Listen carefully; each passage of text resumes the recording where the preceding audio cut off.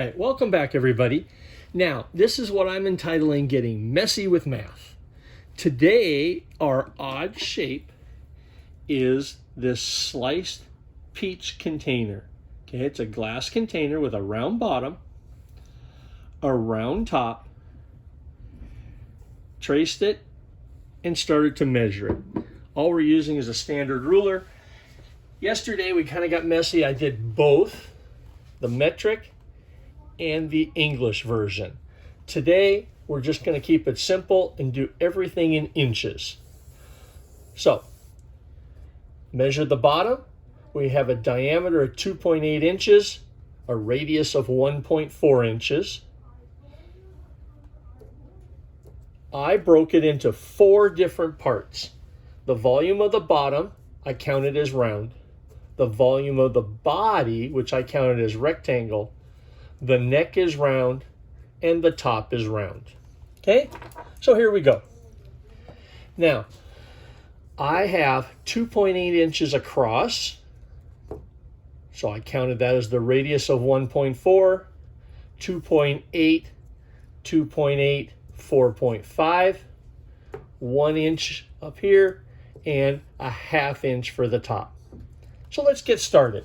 We know the volume of a cylinder, pi r squared h. So I use my 1.4 squared, ½ inch for the bottom, and I did the math and I got 3.0 inches cubed for the volume of this bottom piece. The neck, okay, the neck of the cylinder, 1 inch, pi r squared h. Again, the 1.4, it's 1 inch to get to the top. Do the math, 1.4 times 1.4 times 1.0 times pi, and get 6.16 cubic inches for this piece here. And then you'll notice I called this a cube, okay? All right, square, square, and a height, length times width times height, 2.8 times 2.8 times 4.5, and I get the body to be 35.28 cubic inches.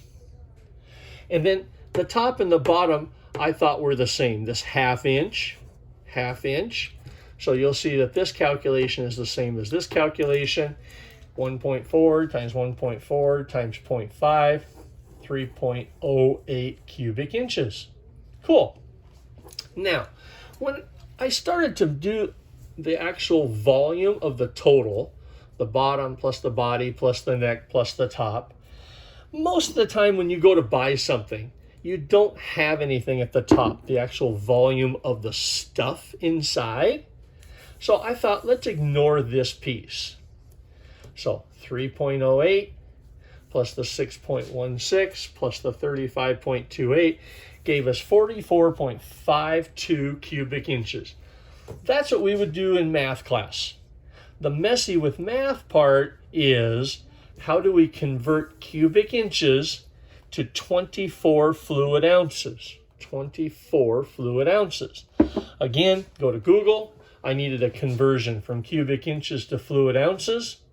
Google says 1 cubic inch is 0.554 fluid ounces. So, multiply cubic inches, divide out cubic inches with that 0.554 fluid ounces, and voila, 24.66 fluid ounces. Oh, we're so close. We needed 24, we got 24.66. Mathematical error in the measuring. I'm very pleased.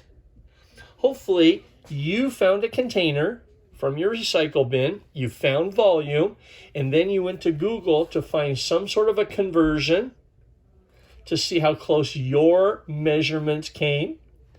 Hopefully you were successful. I hope you're willing to reach out, send me a photo of your math in your container. All right? Well, this wraps up the supplemental Messy with Math on day 14 of Montes 2020 series. Have a great Tuesday, and we'll see you tomorrow for a different weird shape.